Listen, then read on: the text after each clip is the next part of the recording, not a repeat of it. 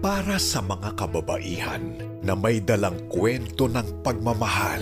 Simple lang naman po yung pangarap ko na sa aking komunidad.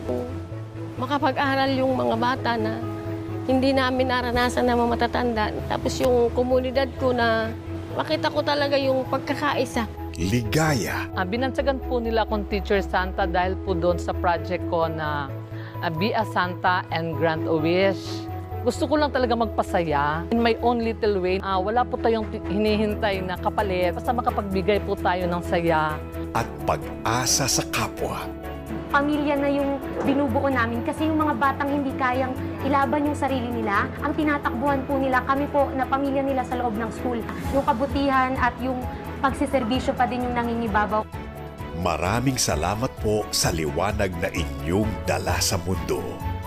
Happy Women's Month, kapamilya!